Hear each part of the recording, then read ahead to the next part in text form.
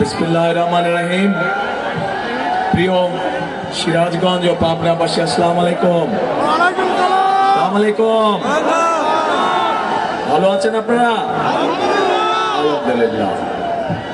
কিন্তু শুধু এতটুকু ভালো থাকলে চলবে না, আপনাদেরকে সহ সারা বাংলাদেশের মানুষকে আরো ভালো থাকতে হবে। কেন ভালো থাকতে হবে? এই যে আপনারা সারা মাঠ ধরে যে প্রায় হাজার লক্ষ মানুষ এখানে উপস্থিত আছেন, আপনারা হয়তো দেখতে পাচ্ছেন না যে মঞ্চের সামনে এখানে কিছু মানুষ বসে আছে, যেই মানুষগুলো গত 15-16 বছর ধরে তাদের পরিবারের কোনো একজন স্বজনকে হারিয়েছে। অর্থাৎ সে হয় খুনের শিকার হয়েছে, নাহলে গুমের শিকার হয়েছে, নাহলে জুলাইতে কোনোভাবে নির্যাতিত হয়েছে জুলাই আন্দোলনের সময়। এখানে একটু আগে মেরি বক্তব্য রেখে গিয়েছে। মেরিকে আপনারা সবাই চেনেন? মেরিকে আপনারা সবাই চেনেন, সারা বাংলাদেশের মানুষ মেরিকে চেনে। কেন? কারণ মেরি ভোট ডাকাতির বিরুদ্ধে প্রতিবাদ করতে গিয়েছিল, এবং প্রতিবাদ করতে গিয়ে সে সারা জীবনের জন্য তার নিজের দৃষ্টি শক্তি হারিয়েছে। তার বক্তব্য আপনারা শুনেছেন। এরকম হাজারো মেরি বাংলাদেশে রয়েছে। এই যে মানুষগুলো গত 16-17 বছর যাবৎ প্রতিবাদ করেছে। কিসের প্রতিবাদ? প্রতিবাদ করেছিল যে আপনাদের যে রাজনৈতিক অধিকার, সেই যে স্বৈরাচার যারা পালিয়ে গিয়েছে গত 5ই আগস্ট, তারা যে আপনাদের রাজনৈতিক অধিকার, কথা বলার অধিকার, ভোট প্রদানের অধিকার যে কেড়ে নিয়েছিল, সেইটার বিরুদ্ধে প্রতিবাদ করতে গিয়ে মেরি সহ মেরির মতন আরো আমাদের হাজার হাজার ভাই বোনেরা নির্যাতিত হয়েছে, পঙ্গুত্ব বরণ করেছে, এমনকি বহু মানুষ জীবন পর্যন্ত উৎসর্গ করেছে। এখন প্রিয় ভাই বোনেরা, এই মানুষগুলোর আত্মত্যাগ, এই মানুষগুলোর উপর আত্মত্যাগ, তার যদি আমাদেরকে মূল্যায়ন করতে হয়, প্রতিদান দিতে হয়, তাহলে শুধুমাত্র এই মিটিং করলে আমাদেরকে হবে না। তাদের প্রতিবাদ ছিল কি? তাদের প্রতিবাদ ছিল অন্যায়ের বিরুদ্ধে। তাদের প্রতিবাদ ছিল সমগ্র বাংলাদেশের মানুষের যে অধিকার কেড়ে নেওয়া হয়েছিল তার বিরুদ্ধে। এবং এই অধিকারকে যদি প্রয়োগ করতে হয়, এই অধিকারকে যদি কেড়ে নেওয়া অধিকারকে যদি ফিরিয়ে আনতে হয়, তাহলে অবশ্যই 12 তারিখে আপনাদেরকে সোচ্চার হতে হবে।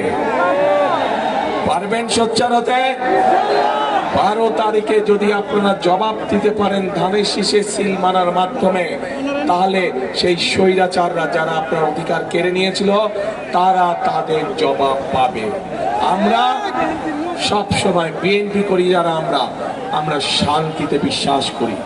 আমরা সকল ধর্ম বর্ণের মানুষকে নিয়ে আমরা একসাথে শান্তিতে বসবাস করতে চাই। আমাদের কাছে মুখ্য হচ্ছে সে বাংলাদেশের নাগরিক। আমাদের কাছে ধর্মটা মুখ্য নয়, আমাদের কাছে জাতপাত মুখ্য নয়, আমাদের কাছে মুখ্য হচ্ছে সে বাংলাদেশের মানুষ। কাজেই মানুষকে মানুষ হিসাবে আমরা মূল্যায়ন করতে চাই, মানুষকে মানুষের মূল্যায়ন করতে হবে।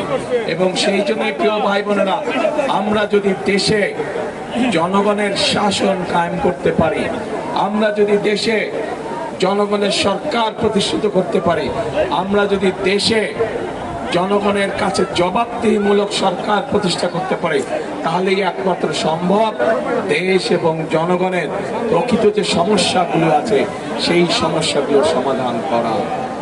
প্রিয় ভাই বোনেরা, আজকে সিরাজগঞ্জ এবং পাবনা সহ এখানে বহুত কাজ করার আছে, অনেক কাজ করার আছে। যেই কাজগুলো করলে এলাকার মানুষের ভাগ্যের পরিবর্তন হবে, যেই কাজগুলো করলে এলাকার উন্নয়ন হবে। আমরা আন্দোলন করেছি, সংগ্রাম করেছি, আমাদের নেতাকর্মীরা সহ বাংলাদেশের মানুষ নিজের জীবনকে উৎসর্গ করেছে, স্বৈরাচারের পতন ঘটেছে। এখন দেশ গড়তে হবে আমাদেরকে দেশ গড়তে হবে। সকলকে আমাদের একসাথে এখন কাজ করতে হবে, দেশ গঠন করতে হবে। আছেন নাকি আপনারা দেশ গঠনে? আমাদের সাথে আছেন দেশ গঠনে? আলহামদুলিল্লাহ। প্রিয় ভাই বোনেরা, এই সিরাজগঞ্জ এবং পাবনা আমরা জানি এখানে যেমন কৃষি আছে, তেমন একইভাবে ছোট ছোট মিল কারখানাগুলো আছে।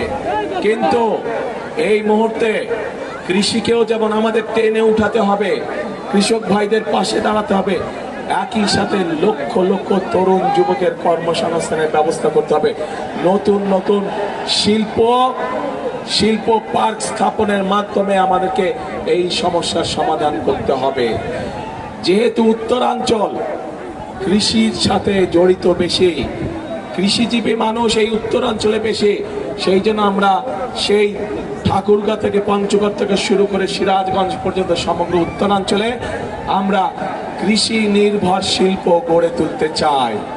যে কৃষি নির্ভর শিল্প গড়ে তুললে এই এলাকার মানুষের, এই এলাকার যুবকদের, এই এলাকার তরুণদের, এই এলাকার বোনদের কর্মসংস্থার সম্ভাবনা থাকবে। প্রিয় ভাই বোনেরা, একই সাথে আমরা যদি তাঁতের কথা বলি, আমরা যদি লুঙ্গির কথা বলি, রঙের কথা বলি, প্রথমেই চোখের সামনে ভেসে ওঠে সিরাজগঞ্জ পাবনার এলাকার কথা।